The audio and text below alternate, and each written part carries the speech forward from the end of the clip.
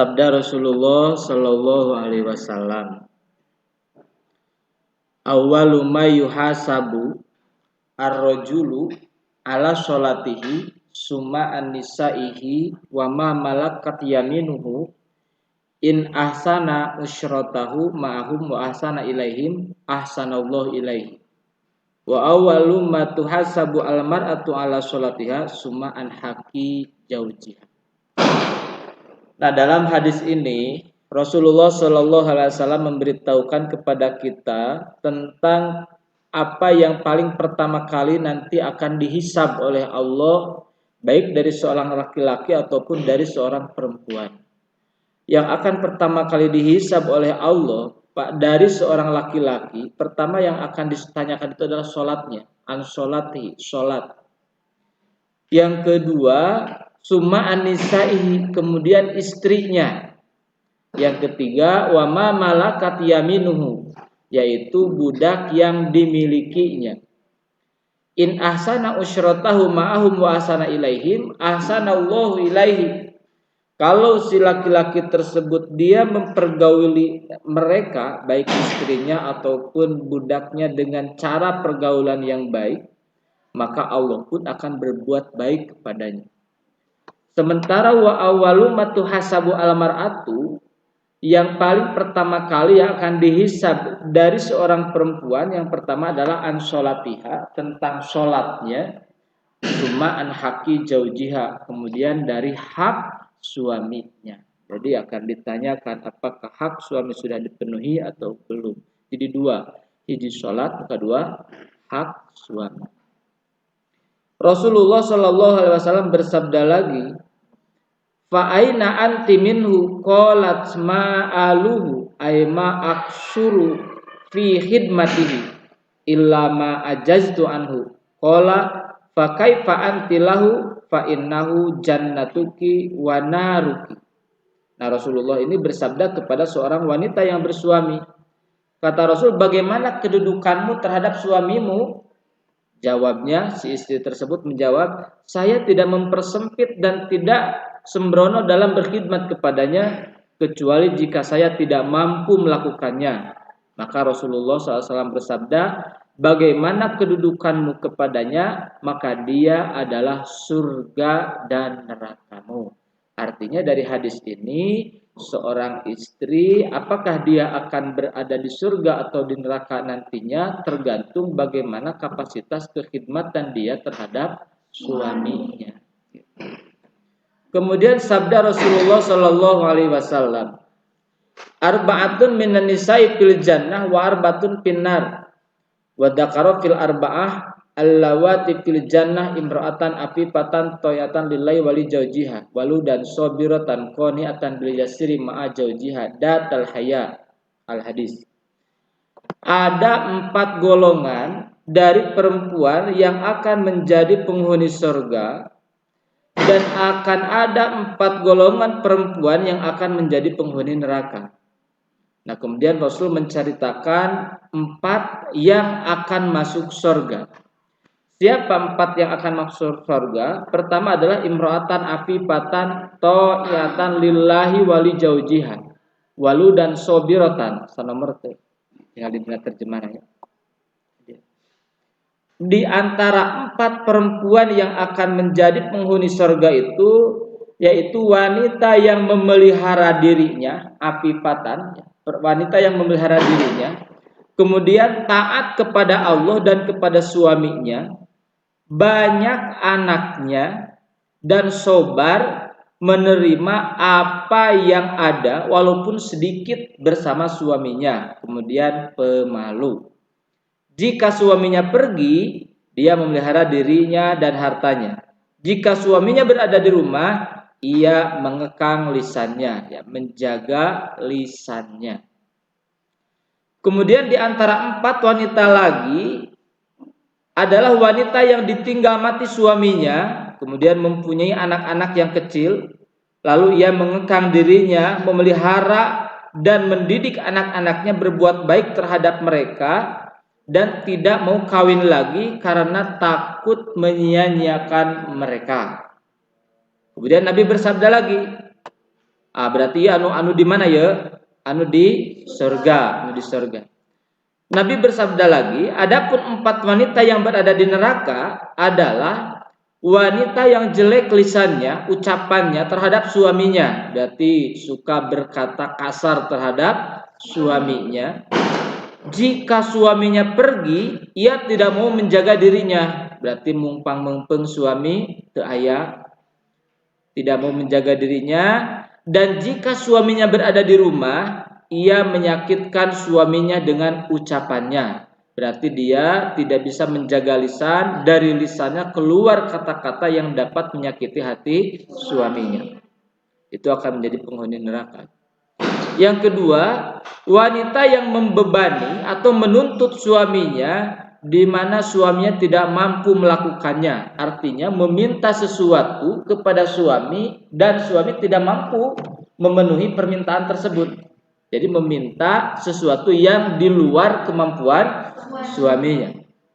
Berenanya contoh nama suami teh buburuhna teu sabaraha, gajihna ge kecil, ada nu disuhunkeun mobil anu heram.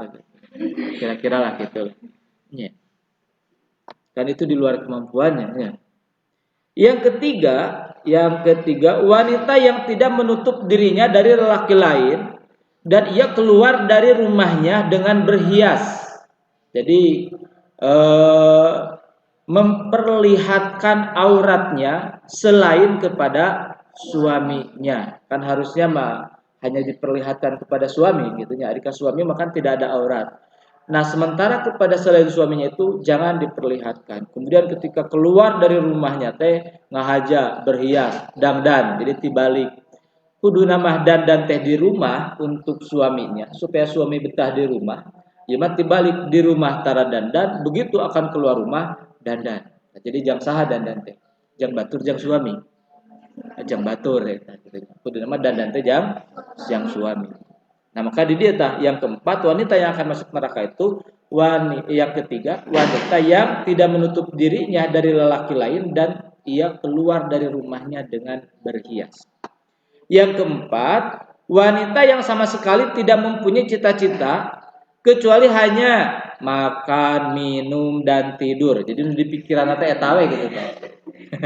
Di pikiran teh bagaimana makan yang enak, bagaimana minum yang segar, bagaimana tidur yang nyenyak. Meureun di pikiran teh kumaha carana meuli kasur anu empuk, kumaha carana membeli makanan-makanan yang enak-enak, minuman yang menyegarkan. Jadi yang ada di pikirannya itu cuma itu. Yang keempat, wanita yang sama sekali tidak mempunyai cita-cita kecuali hanya makan, minum dan tidur. Ia juga tidak senang melakukan sholat, karena sholat acan. Tidak mau taat kepada Allah dan Rasulnya serta kepada suaminya. Nah, maka wanita yang mempunyai sifat-sifat seperti itu adalah wanita terkutuk, termasuk ahli neraka. Tapi kecuali jika ia bertobat, illa antatuba, kecuali kalau dia bertobat. Nah, berarti kalau mau jadi ingin surga harusnya jadi kriteria tadi yang pertama ya. Yang taat kepada Allah, taat kepada Rasulnya, taat kepada suaminya, menjaga lisannya baik suami sedang ada ataupun sedang tidak ada. Selanjutnya, saya Pak Denanya. Sabda Rasulullah Shallallahu Alaihi Wasallam ini dari Sa'ad bin Abi Waqqas radhiyallahu an.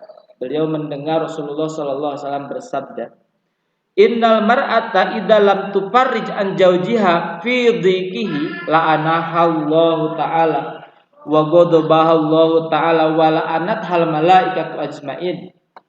Wanita yang tidak mau menghilangkan kesempitan suaminya, maka Allah Ta'ala memurkainya dan semua malaikat akan melaknat. Kan begini, mungkin suami teh boga permasalahan, banyak masalah yang dia hadapi, tapi si istri teh kumaha acuh masa bodoh apa dulu teh derita kamu gitu kan. Bener, cek si istri teh ka suami tanya, tidak mau membantu meringankan masalah yang sedang dihadapi oleh suaminya. Masa bodoh kan kudu nama sapa pahit sama manis, berat sama di ringan sama di suami istri kudu nama gitu. Jangan mau suami itu hanya ketika senangnya saja. Suami keur artos, wah di deketan, suami keur artos mah ditalapung, taulah. Nah di sini kalau ada perempuan yang tidak mau menghilangkan kesempitan suaminya, maka Allah Ta'ala akan memurkainya dan semua malaikat pun akan melaknatnya. Kemudian Salman Al Farisi mendengar Rasulullah Sallallahu Alaihi Wasallam bersabda, "Ma nadarat imra'atun ila ghairi zawjiha bisyahwatin illa summirat ainaha yaumal qiyamah." Tidaklah seorang wanita yang memandang lelaki bukan suaminya dengan syahwat, melainkan kedua matanya dipaku pada hari kiamat. Oh, nonton TV mengkaningnya, nonton TV di TV nanti aktor nanti kaset pisan. Eta nonton TV bikin ka betah pisan gitu. Sabab naon? Sabab aktorna kaset. Eta kan laki-laki lain itu, bukan suaminya gitu. Maka nanti matanya akan dipaku pada hari kiamat. Eta, matu cenah ulah nonton TV, boleh-boleh saja melihat TV, tapi ulah jeung syahwat. Biasa we gitu, jika ningali batur gitu. Lamun geus ningali TV geus rada dibarengan ku syahwat tersekal kareta pindahkeun kana channel sejen gitu. Atau nabi anu aktorna aki-aki unggul. Amin tadi barengan ku syahwat. Dina TV unggul sanes kan. Dina keseharian oge nah gitu. Jalan-jalan di luar negeri pasien dekat melong gitu. Padahal itu bukan suaminya.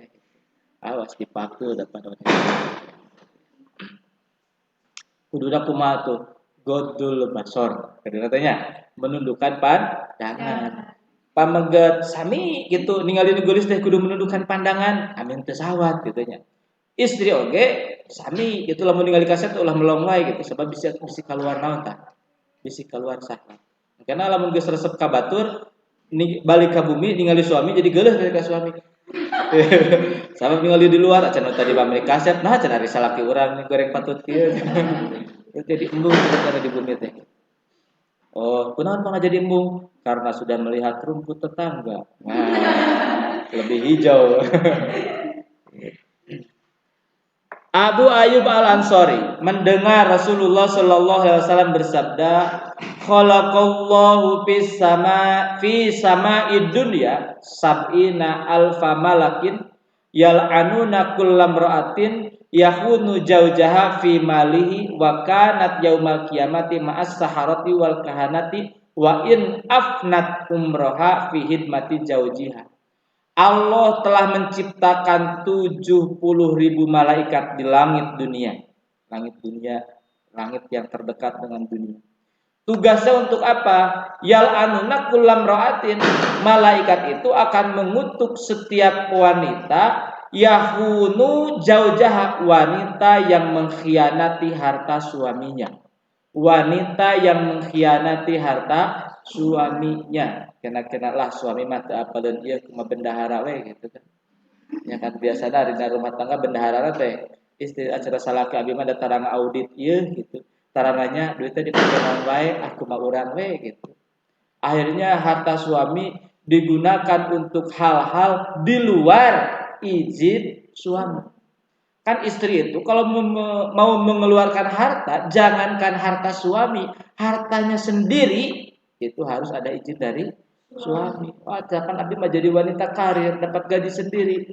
Belanja ge aku mah urang we da duit urang ieu, teu bisa kitu. Itu harus tetap ada izin suami. Kenapa harus ada izin suami?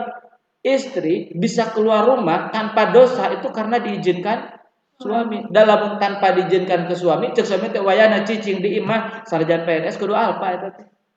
Kitu nya.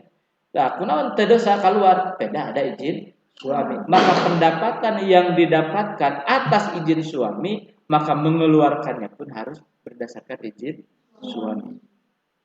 Wa kanat yaumal qiyamah. Nah, kalau wanita tersebut berkhianat pada harta suaminya, maka dia akan dilaknat oleh 70.000 malaikat yang tadi, dan pada hari kiamat ia akan berkumpul bersama tukang-tukang sihir dukun-dukun peramal, kahana dukun-dukun peramal, walaupun dia menghabiskan umurnya untuk berkhidmat kepada suaminya. Jadi sanajan beak umur ngalayanan suami, tapi dina tukangan suami dia berkhianat terhadap suami, maka dia tetap akan dilaknat oleh 70.000 malaikat dan pada hari kiamat dikumpulkan dengan tukang sihir, dukun peramal, walaupun dia menghabiskan usianya bersama suaminya.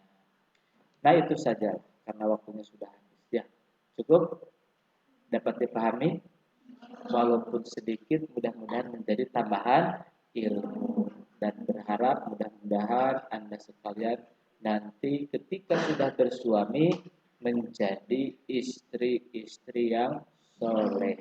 Ingat sekali lagi bukan menakut-nakuti untuk bersuami, tapi tujuannya adalah untuk supaya menjadi istri yang soleh. Kita akhiri pembelajaran dirasah di hari ini dengan bacaan hamdalah. Alhamdulillahirabbil alamin. Wallahul muwaffiq ila aqwamit thoriq. Wassalamualaikum warahmatullahi wabarakatuh.